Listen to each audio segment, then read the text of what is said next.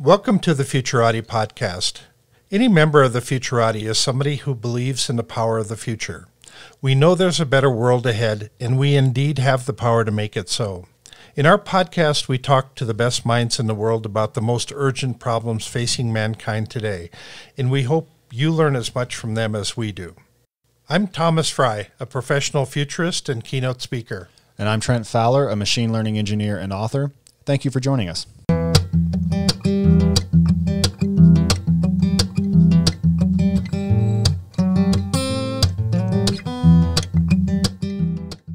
Good evening, everyone, and thank you for listening to the Futurati podcast. Tonight, we're joined by Irene Ng. Irene is a professor of marketing and service systems and the director of the International Institute for Product and Service Innovation at WMG, University of Warwick. An industrial economist through her doctoral training, Irene's research lies in the trans-disciplinary understanding of value and the design of markets and economic business models. If you enjoy this interview, please don't forget to like the episode and subscribe on YouTube or wherever you get your podcasts. And don't forget to check out our website, futuratipodcast.com. Dr. Ng, thanks so much for joining us on the show. Thanks for having me. Let's hear a little bit about your background, your interests, and what's brought you to working on the problems that you're working on now. Background, I was an early entrepreneur in the 1990s. Started at the age of 26, trying to turn a company around. Had no cash flows. There were no equity markets then to raise money on. Decided to diversify a travel company that was losing money into cruise ships because I thought it was a good idea at that time. And that brought a lot of cash flows in, turn it around, and then decided to go in full time, realized that you can't really run cruise ships full time because of the peaks and troughs. So you needed to run a casino. So I ran a casino ship and built it to about 250 million turnover per month, and then sold it in 1996, decided that this is going to be at the ripe age of 33, the time to write all that I've learned. Checked myself into university, promptly forgot about it within 3 months and got enamored by market design, economics, industrial design. Went and did my PhD in market design and marketing science, and then moved to the UK from Malaysia and Singapore, and been in academia for 15 years. My family still thinks it's a hiatus. They're thinking, when are you going to get a proper job? And so I did. In 2016, spin out my own company. I'm now CEO of DataSwift. Oh, very good. That's a very tightly packaged introduction. It sounds like something you've gone over a couple of times. Just to satisfy my personal curiosity, could you define market design and industrial design, like how that relates to economics? So market design is basically, I'm sure some of the best economists in the world are better equipped to describe it. But from my point of view, market design is really trying to design transactions, where the transactions are supposed to be, and where to match the people who want something with people who want to sell something. And there are, if you read Al Roth's book and the work from Al Roth, usually 3 major principles in market design. You need to create thickness, you have to reduce congestion, you have to make sure the transactions are safe. And so a lot of what I've been trying to do is to redesign the personal data economy to ensure that we transact at the right places, which currently I don't think we are. We are to some extent, and that's kind of the discipline of using markets to create more efficient systems. Now, markets, of course, will need their own regulation. And so you actually have to design policy and regulatory aspects of it to make sure markets are well functioning. But you also can, therefore, because you have market players involved, save the public sector a hell of a lot of money, especially if you're me. And the question I get most asked by governments and companies is when they are so tired of throwing public money at something and say, oh, can the market solve this? Let's go talk to Irene. And so that's where I usually come in and say, okay, what is it? And what is not? What is it that you spend so much money on that you really need a market for? Right. So as we're working our way through COVID, as an economist, you're looking at kind of the changing motivations and changing goals and the things that the attitudes are shifting and changing. Can you talk a little bit about kind of what you're noticing from your perspective on that area? So one of the really interesting aspects of market design in my space to do with human beings is where we transact. In the last 10 to probably 20 years, 20 years, oh my God, we're getting old. Like 20 years, Where we have transacted has changed drastically. We used to buy CDs, in shops. Right. Now we just get music off Spotify. So anything that could be digitized the market has moved. The market transaction point of where you actually transact has moved.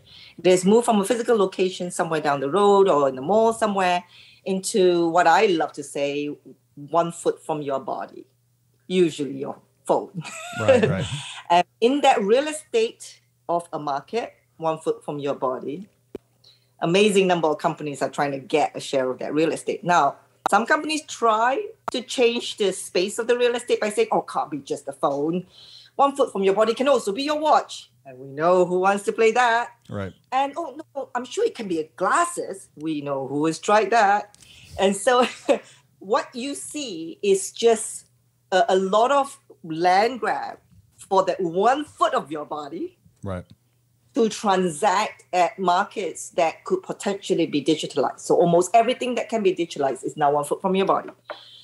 Your magazines, your information, your music.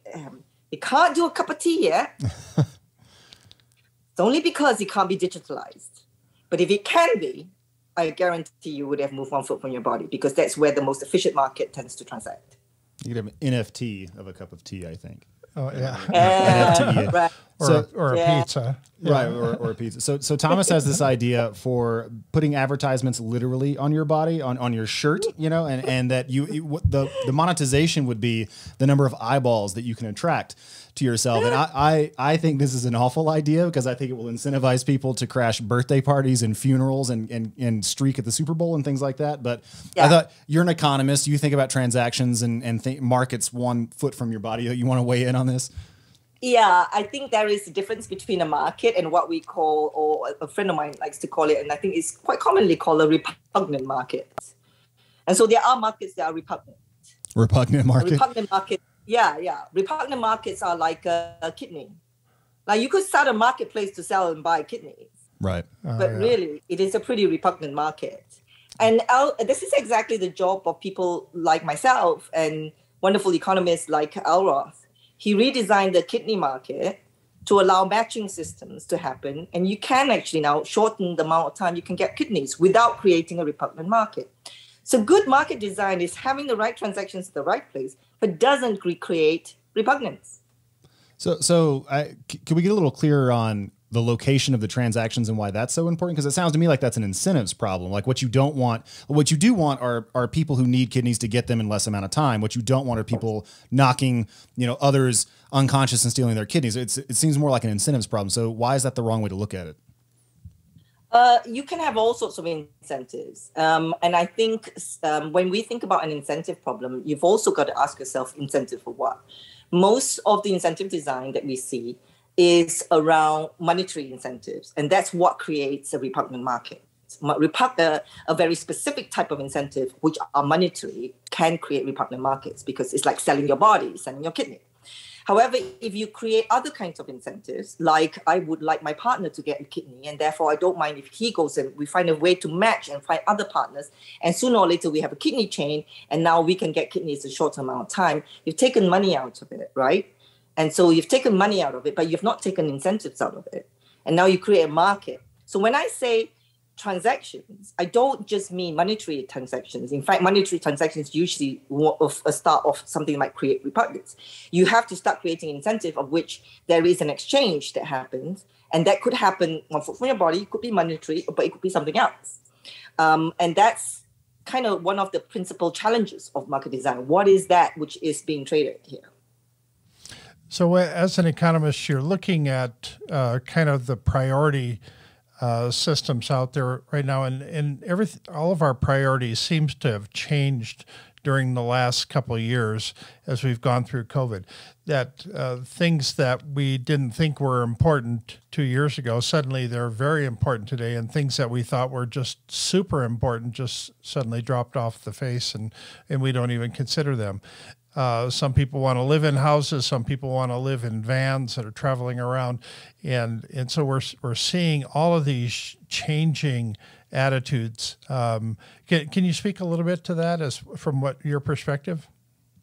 Yeah, I think back to the 1 foot from your body transactions, what we've seen with COVID is the fact that the shifting places of which these exchanges happen have changed quite a bit in the way the hybrid digital and physical tends to interact. A simple example is, condominiums or big apartment blocks that are, the super luxury, had all these amazing saunas, pools and everything. Come COVID, you couldn't use them. And all of a sudden, you're stuck in a little place. Yeah. Beautiful penthouse, but not many places that you can actually go out to. And all of a sudden, a house that had an acre land became much more precious than a penthouse overlooking the River Thames, just because the way it confined you, right? It started to develop, I believe, what it starts to make human behavior start to appreciate the multidimensional aspect of our lives that's been pretty much taken for granted. You see, a human person doesn't understand or doesn't realize, and it doesn't have to realize, the number of vertical sectors we traverse. So, for example, if you went in and brushed your teeth every morning, you pass 6 sectors of the economy. The FMCG, water, electricity. And so you literally, in one context, you touch, we counted about 6 sectors. Now, but that's just a micro one person, 6 sectors. Multiplied by billions, that is one contextual archetype, we call it. But the world doesn't look at contextual archetype, they look at sectors. So the bit that touched you was that toothbrush. And so there's a toothbrush and there's an FMCG, there's a business selling toothbrush. So when you start from the person out towards the industry and sectors, you realize you have quite a different perspective. And while we've always been socially connected before, what COVID has done was it has reshaped and restructured the way we interact with each other. Now imagine if I touch 6 sectors in 15 minutes of brushing teeth. Now I fundamentally changed my life because of COVID. Right. In the way I live it in a 24-hour day. Imagine the structures it breaks around the verticals that I'm engaging with. And that's the kind of disruptions that you're seeing. That's remarkable. Could you tell me a little bit more about the process of designing a market? It's just not clear to me. I tend to think of them as spontaneous orders that sort of emerge when human beings engage in certain kinds of activity, but it's not clear to me what it would mean to design a market. Like, do you go to the Costco and get like a template market and set it up that way? No, if you look, there's a wonderful paper from Kurtis Lockhart, and she wrote, "Where do transactions come from?" And she had a really nice way of treating it. She talks about thickness, thick crossing points and thin crossing points. I speak a lot about that in my book on the creating markets in a digital economy. So I'll give you an example. I might have given the example. So if you're a mom and dad and you just had a new baby, what is going to happen? All your processes are going to, you can't map the processes. What I do depends on what he does and where's the baby right now, and forget it. You're never going to make an efficient system out of managing a baby in the first month of the baby coming in. So that's what we call a thick crossing. There are lots of thick crossing points. You can't map it, you can't sequentialize it, you can't linearize it, you can't do anything. But every system reaches a point of crisis. So all of a sudden, mom and dad, baby, great first month. Oh, mom has to go back to work. Oh, dad has to go back to work. Well, we're going to do something. What are we going to do? We've got this baby. You've got to introduce new resource. Now, how are you going to introduce this new resource into this mom, dad, baby thing? Immediately, you got to do something different. Mm-hmm. You got to modularize this system of mom, dad thing. You got to start planning.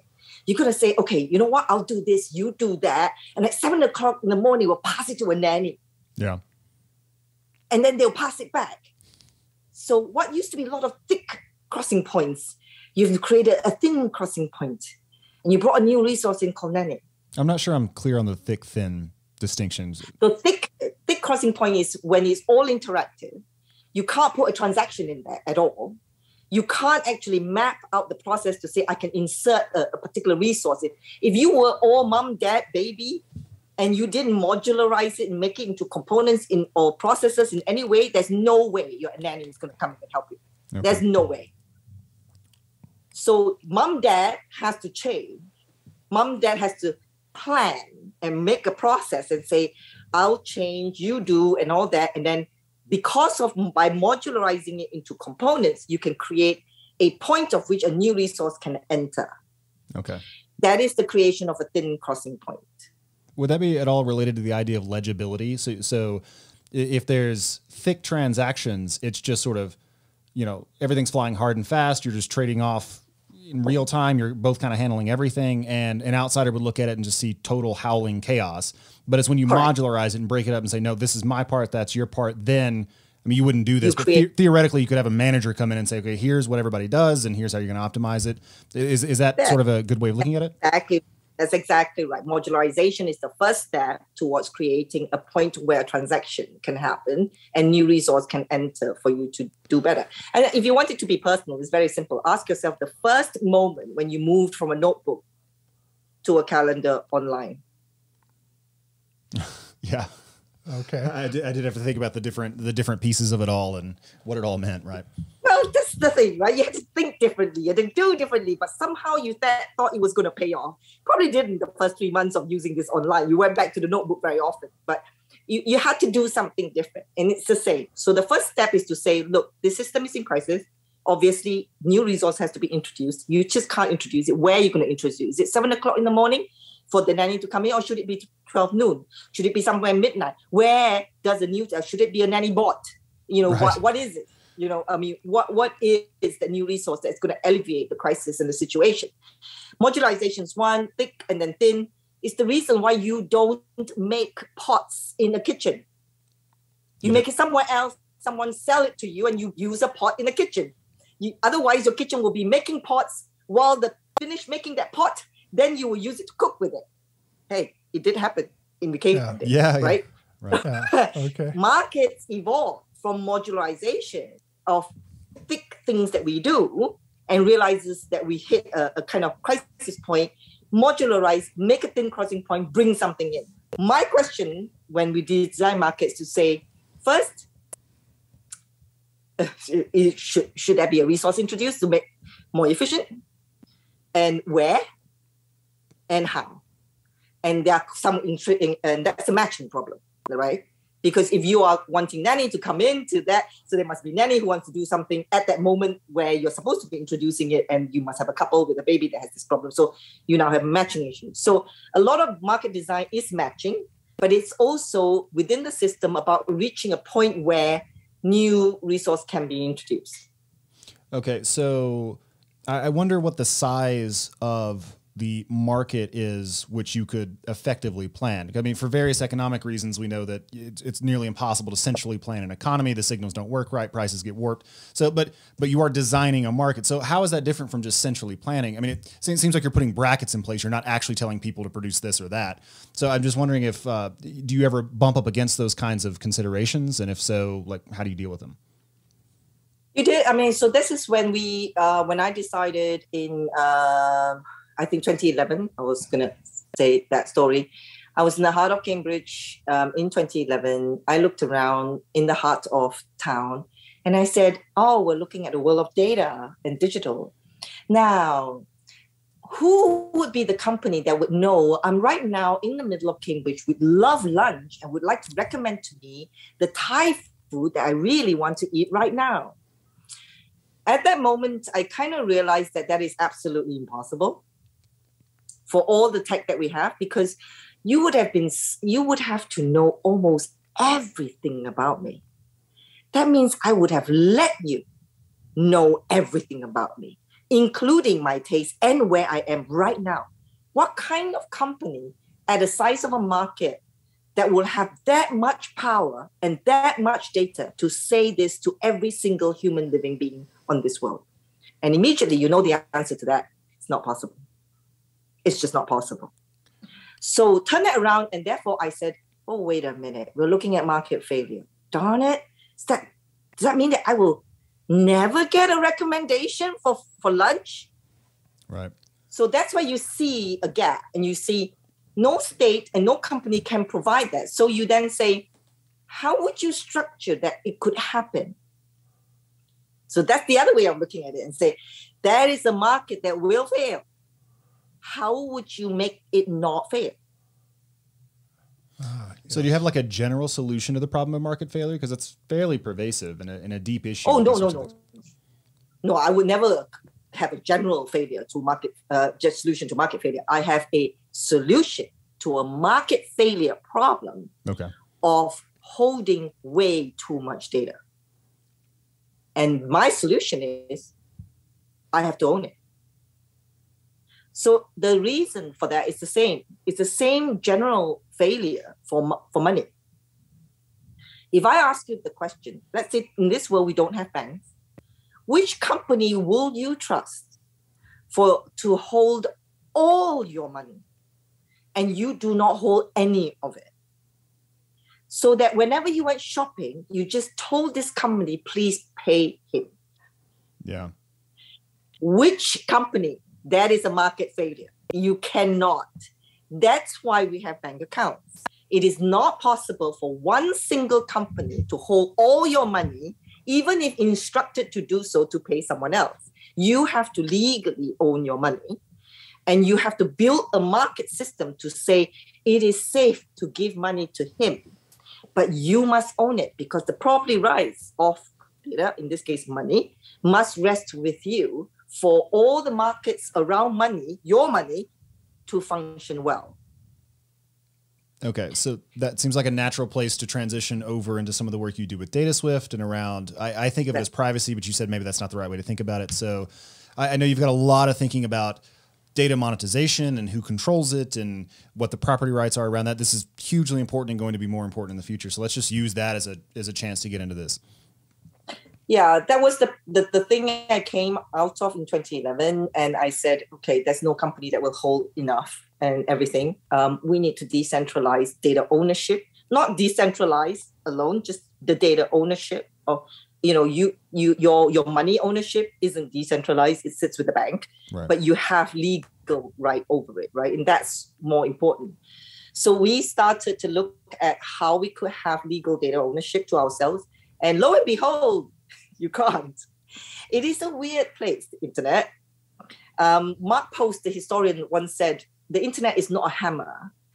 You don't use the internet as a hammer. It's not a tool. Because when you use a hammer, it doesn't try to change you to become a hammer. Right.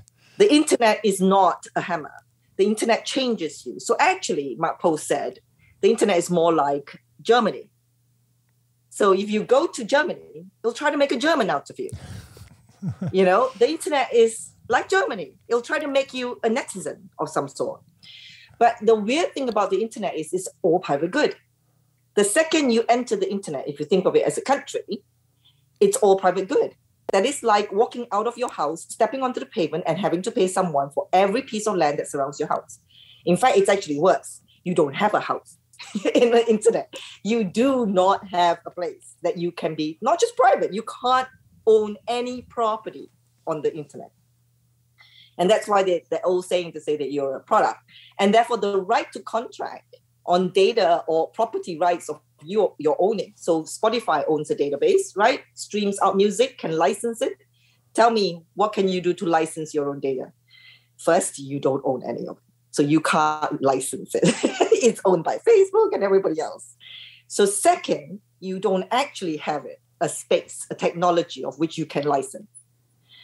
So in 2013, 2012, when we created the first microserver project and raised 1.2 million, which then became 10 million and now has blown up to be more than 33 million in research funding to keep building on, we said we have to solve a fundamental problem, property rights.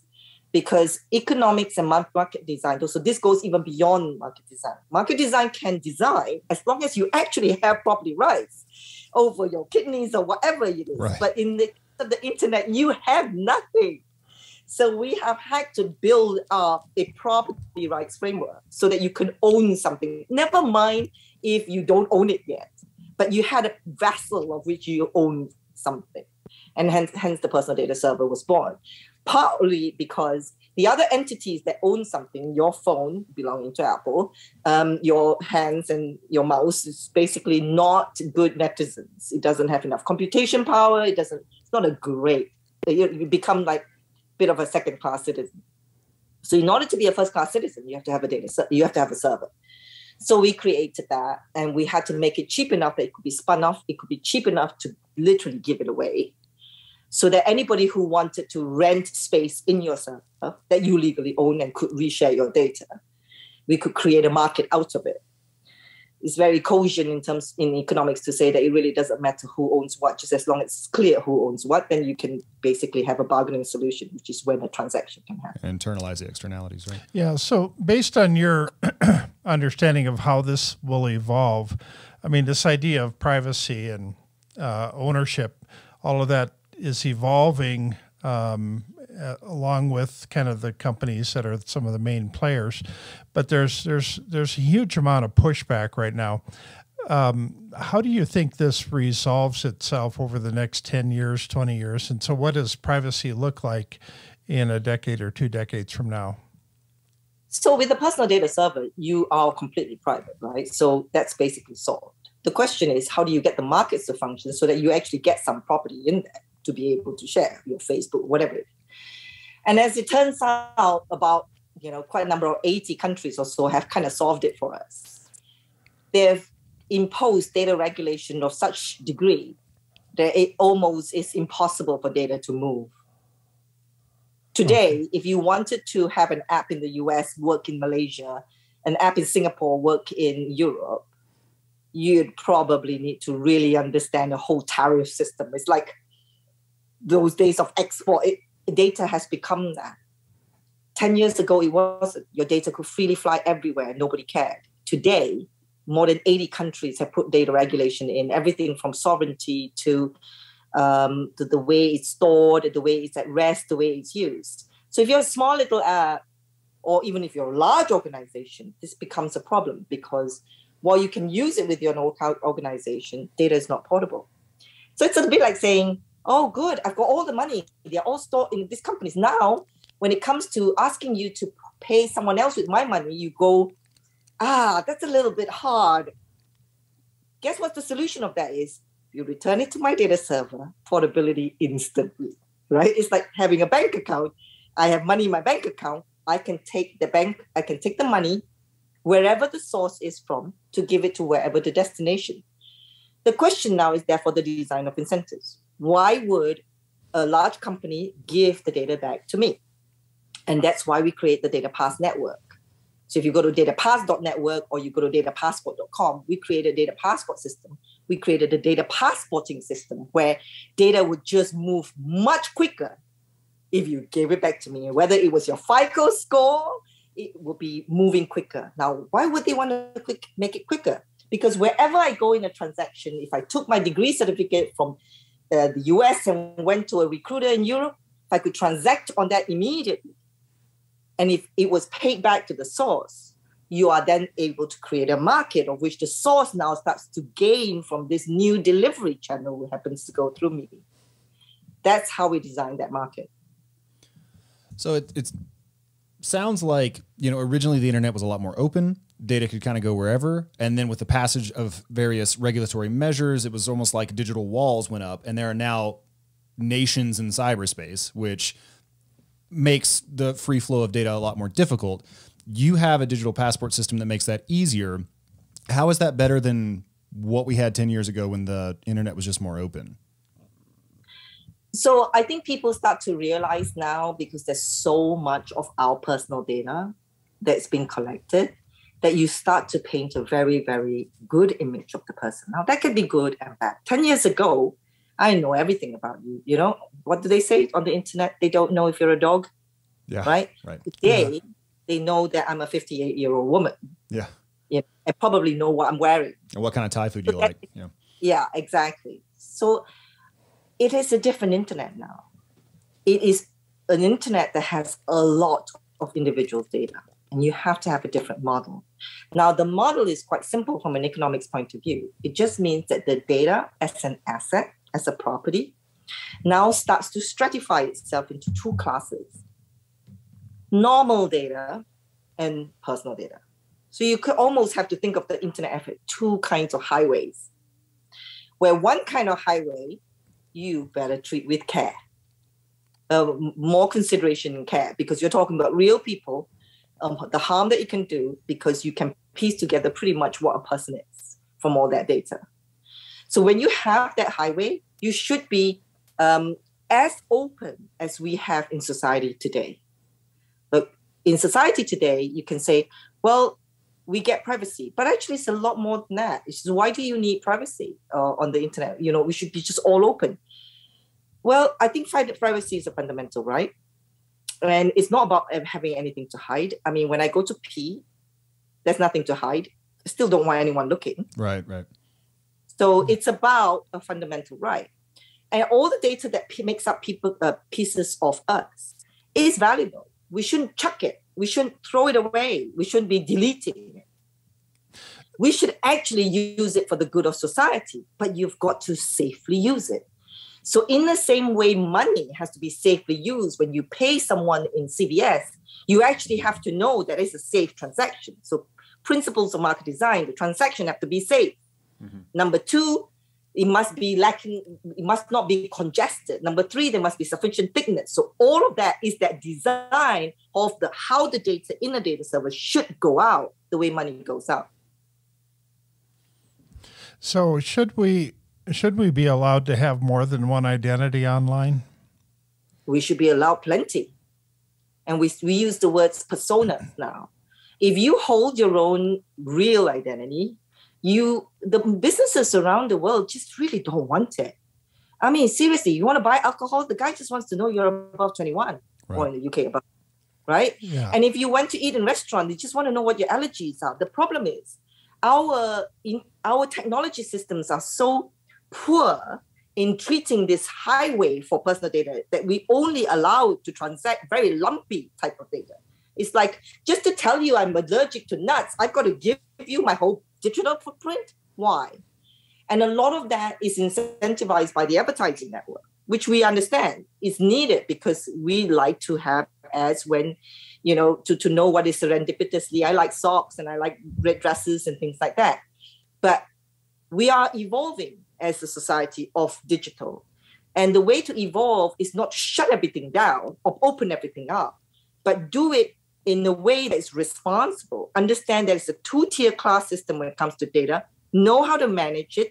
Strip off identity from identifiers when you don't need it, which is what we do with data passes. I can just tell you I'm allergic to nuts. Do I have to give you my real name?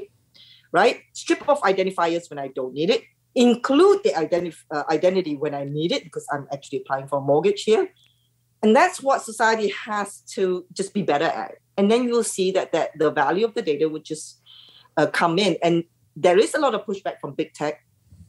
But I'm actually quite sympathetic, because big tech grew up in an age where the technology that we created doesn't exist, where everything was a private good. So if you want to give more and more services, this is the only way to do it.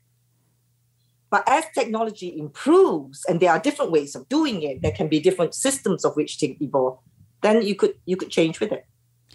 So it sounds like you're trying to create a bank account for data that gives you a lot more control over what people see and allows you to tier your data based on its use case and what you feel comfortable sharing. Is that a good way to think about it? Yeah, but we don't do it, right? The market does it, right? The applications that come in and says, I want a data pass for nut allergy. I want a data pass for your sort of degree certificate. The market pulls out the demand for these different kinds of data. But if you had a place to store it, the demand for this can now be correctly placed, or you want everything? No, but he doesn't need everything, so can go to him. So you can make a market function better when properly right sits with me. But as a human being, I don't want to manage that much data. You don't wake up in the middle of the night thinking your money is safe. You don't have to wake up in the middle of the night thinking whether your data is safe. You shouldn't have to do that. It should automatically be safe. But in transacting, to keep that transaction safe, the market will then separate between those who just want it because the value is high enough. And the reason why we think that the market's value is high enough is just look at advertising. The amount of waste and ad fraud that is going in just to know that I'm targeting you, mother of two, is so much money that you could literally think that if I told you this person is a mother of two, there's a lot of ad money to make that more efficient. So if you think about then matching the source of the data, who knows I'm a mother of two? Okay, my insurance company. And who wants to know I'm a mother of two? Oh, that little small online shop that's selling kids' clothes. If we had a better matching system between the source and the destination, which can happen if we are the central, not an app or a business, the market then becomes a little bit more efficient. And that's the thing we're trying to change. See, that's why before we started recording, you said it's not about privacy, it's about transactions. Is that right? It's about coordination. Okay. It's coordination. So if you wanted to run, so one of the things that Facebook and Twitter has taught us is that mass coordination is possible because bad news really travel at a Twitter speed of light. We have seen that with all the little internet memes. Now imagine that global scale of coordination, which actually happened with COVID, can be directed to everything from climate change to use of plastics in terms of how we have a data pass for plastic use, whatever. You can run mass global coordination when we start having data accounts to allow many different applications to coordinate amongst themselves much, much more efficiently, even together with big tech, because they are the source of a lot of data today. So this brings up some real interesting topics about, I mean, how we decide what should be protected and what isn't. And I mean, we've seen cases in social media where they start blocking certain topics because this is taboo topic. And I think it's Twitter has just decided that or YouTube has just decided they're not allowing any videos that will actually are climate change deniers. Right. And so the that becomes a really slippery slope when because we all have our own versions of the truth. We have scientific truths, we have religious truths, we have political truths. We have all kinds of ways of looking at things. Plus, what counts as a denier? What does that mean exactly? Yeah, exactly. What is a denier? And so when you get into the topics of alternative health, as an example, everything that a doctor says doesn't work, there's somebody out there with a strong testimonial saying that it does work for them. And so then how do we draw the line and decide what's true and what isn't, and then what should be acceptable and what isn't? So it goes to the overall policies that we're going to be using to kind of rein in this idea of privacy. Maybe, but the world has seen this before. Okay. The world has seen this before in the way we talk about food. So we have junk food. Right. We do. I mean, come on. We have got tons of junk food. Right. You eat too much and it will kill you. Yeah. It really will. We're Americans. We know a lot about this, yes. Yeah. And so what do we say about junk food? We talk about diet. We have honest conversations about what diet should be. We don't say you must eat all this great food or bad food. We have honest, good conversations about diet. Information is ingested in the same way as food. It is about time the world start understanding physicality affects mental health. Mental health affects physicality. In the same way as food, whatever we take in from a physical point of view and whatever we take in from an informational point of view has huge parallels.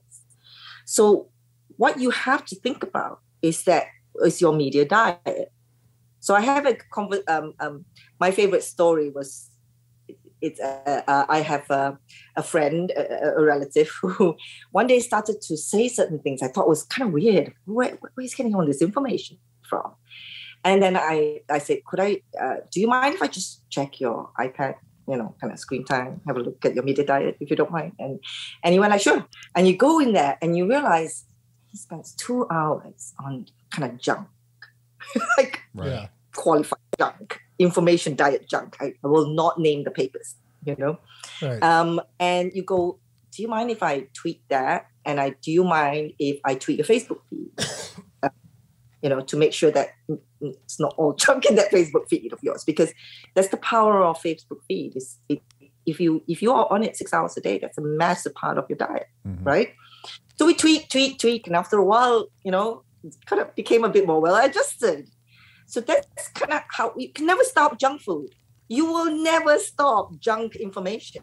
The internet is free for a reason. You've got a lot of junk out there. What you have to understand is that media diet is like any other diet. You just really have to know how to manage it. And the world where we have digital and physical, we need to manage both.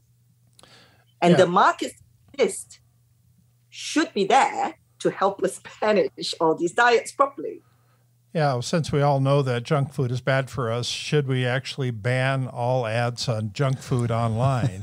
I mean, that's probably an extreme point, but where do you draw the line over?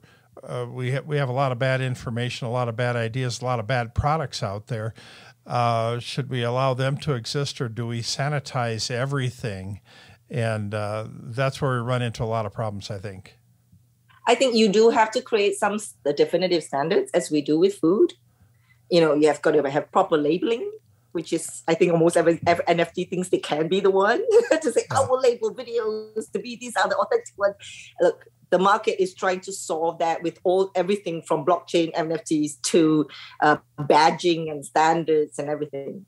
Currently, however, our media diet, but very much ruled by Facebook and YouTube, unless they agree, a lot of our diet is ruled by some of the big tech platforms. But I believe they're also finding this a massive conundrum, coming to an understanding of proper labeling and proper understanding of how those labels are being interpreted are really important.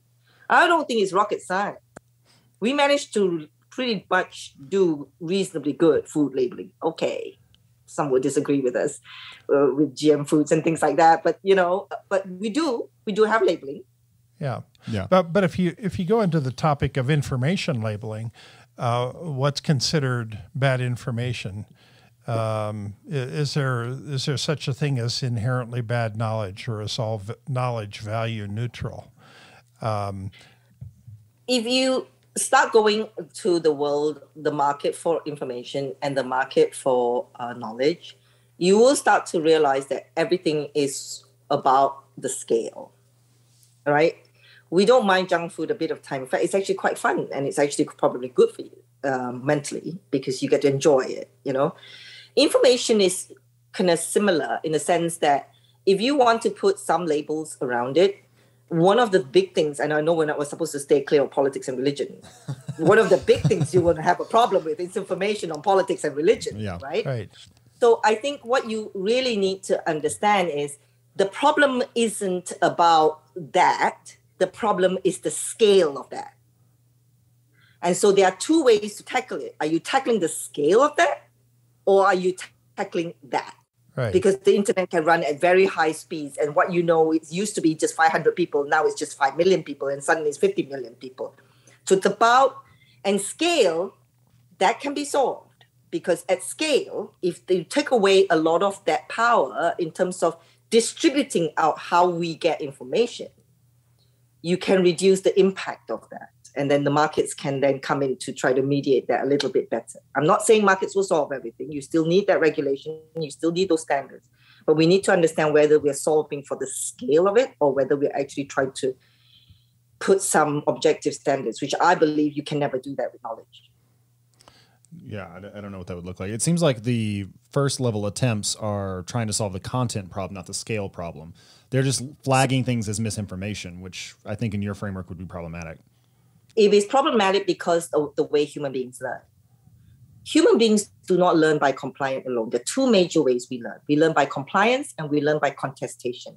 If you sit in lecture in class, you can either say, oh, I'm absorbing what he's teaching me. And so, I deposit that into my head. Or if you're a bit like me, listening to the lecture, I go like, that's bullshit. No, I don't believe that. No, that's terrible. I hate that. I don't know. He's wrong. Now, it doesn't mean I didn't learn. I absolutely learned. I learned to disagree. Information, therefore, has that power to make you agree or disagree because it helps a person learn. To take that away that is wrong is to take away that choice. And I believe fundamentally, we just have to be more adult about it and say there's compliant learning, there's nonsense out there, but we have to realize that people do know it's nonsense and they do contest against nonsense. And then you're back to what's the scale of it. Okay. I have a grandson who's 7 years old, and he showed me a video of this gentleman eating alien candy. And it was a fascinating, funny video that actually went viral. And he showed it to me, and he was very concerned. He says, you just can't fake things like that. And the mind of a 7-year-old is always a curiosity to me. So then I managed to show him the video of that video being made and how they were able to fake it. And so I always think about young people today having great difficulty being able to discern what's real and what isn't.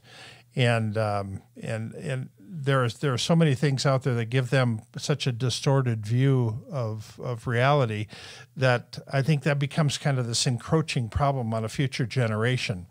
Yeah, do you have any thoughts as to how we'd go about making it so young people can better make these decisions on their own?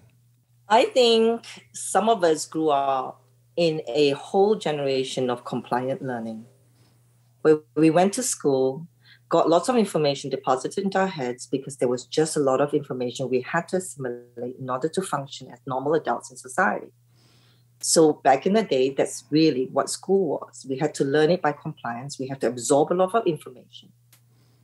When the internet came along, the need to deposit and hold information is no longer relevant. That phone you have is your Batman utility belt. You no longer need to know the information. It's there with you. We therefore have to think about how we learn. I think the next generation is going to be learn a lot through contestation learning. And that means it's a very different way of learning, where they literally learn by contesting all the time, by criticizing and contesting. You already see it with some of the generation where kids are literally telling one another and making up fake things almost to disagree with one another. And I think it is a form of learning that we are not, as an older generation, accustomed to, and we need to get accustomed to that. But it is not necessarily bad, because contestation learning and critical learning does breed a lot of creativity. And, research has shown that contestation and critical thinking really helps with a lot of problem solving. And God knows we need our kids to be able to solve some of the problems that we've created in the past. Right. So I think we do have to think about the way we learn, and we have to stop. I'm not saying that we should stop worrying. I think we still have to worry, but we have to acknowledge that with that much information, the way we learn, the way kids learn, has to be by contesting. There is no other way, because there's a lot of information. And by contesting and learning, they become wiser for it. They know what to avoid, and they have choice and they have freedom. It sounds almost like a return to the old Socratic way of handling this sort of thing. You ask questions, you disagree. There's sort of a dialogue, a kind of dialectical method to it, which, I don't know, I get the sense has somewhat disappeared or become less prominent in modern education. And we're having a big comeback with especially the Gen Z and the millennial, where there seems to be arguing all the time. So, that contestation is happening more and more because of new memes and telling people that's stupid, the woke, and all the things that's happening is right. A lot of that manifestation of a contestation culture that's coming up. It's very interesting. So I'm curious as to whether you have considered the blockchain for some of these data sovereignty and data governance issues, because I know that you develop private data servers. It's something you've thought about, and it seems kind of like an obvious use case for blockchain technology. And I wondered, did you reject it because you didn't think it would function appropriately for this, or was it a matter of timing because you may have preceded it by a couple of years? So in personal data servers, we work with quite a number of blockchain companies. Okay. And they all come to us for one reason only. Finally, that's the place to store that belongs to the user, instead of looking for a federated wallet or some centralized. Because the problem with a lot of distributed ledgers and blockchains is that there are chains. Seriously, a chain can't hold a lot of data. And where the chain starts from and where the chain ends means a lot. So you can start a chain, and you can then have a distributed ledger and the blockchain between entities, but the individual is rarely represented in the legal form of way to contract on the data and license that data themselves. So now you've got great distributed ledger and blockchain, but no representation of the biggest block of users in the world, the individual. They still need some federated representation of some sort. So we do this because we know we help with the contracts and the storage, whereas the chain really do something fundamentally very, very valuable, which is the validation and the verification of certain events of data. But then once you have it and have that validation, where are you going to put it? So interesting. Now, going down the economic path here, do you think banks will still be around 20 years from now? Classic Futurati podcast curveball. Banks, 20 years, go. We must never doubt the resilience of markets. When I ran a travel company back in 1990s and the internet came along, they're going like, oh, travel companies are going to be the end. Well, they're still around, but they're around more than ever. Right. I think banks will evolve. In fact, they are already evolving, mostly because the nature of what is being exchanged is now starting to change. The so-called fiat currency is just one kind of currencies.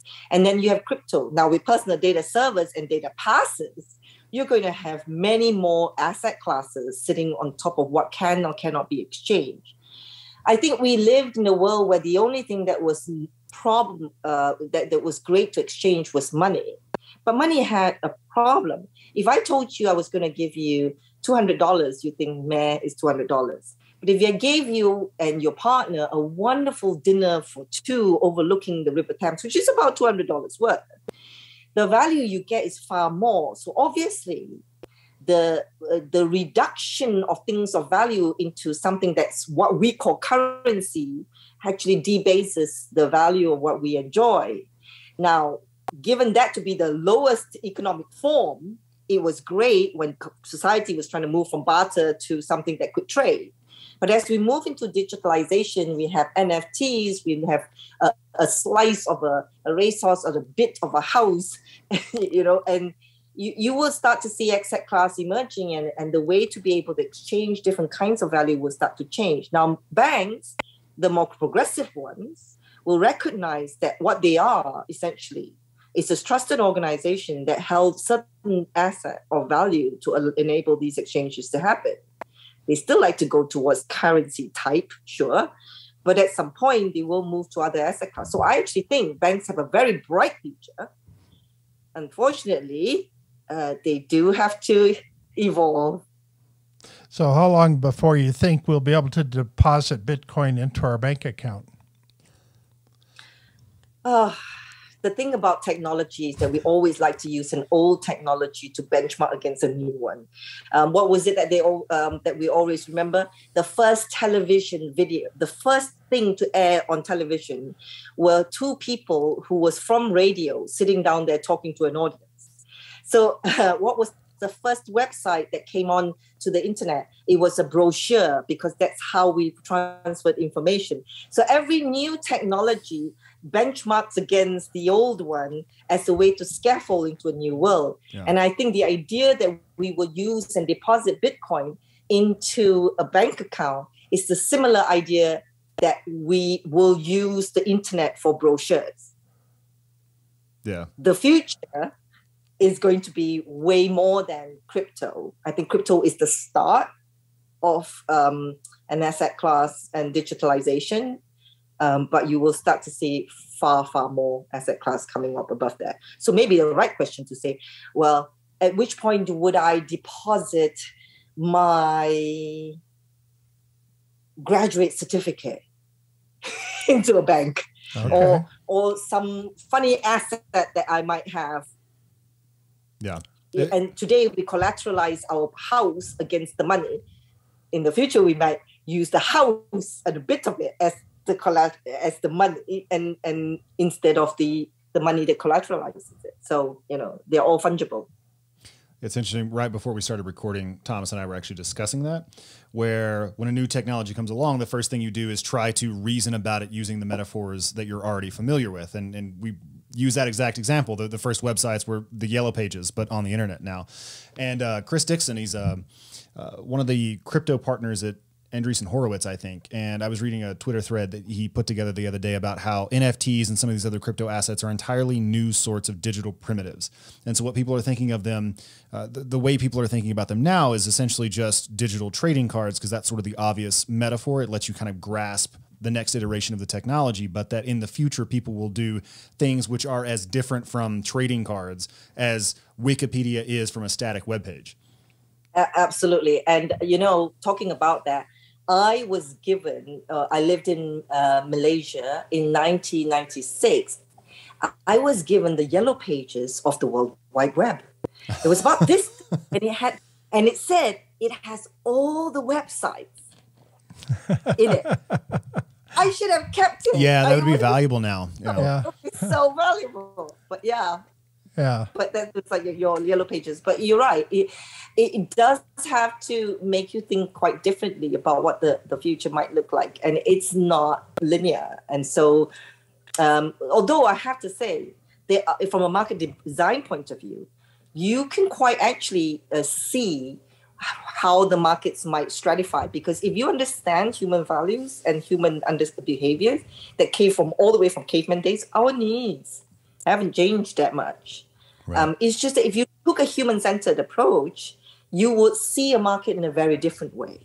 And you could almost see it morphing into a different thing. So, you know, I used to say it's the horizontal. It's always the wet wiring. You know, when you put a piece of sensor in a WC in a toilet, you make him into a health company because he now can analyze urine, not manufacture WCs. Right. And so that's the kind of future we have to start understanding, because fundamentally, if you take a human-centric view, you would see a very different set of markets than you see right now.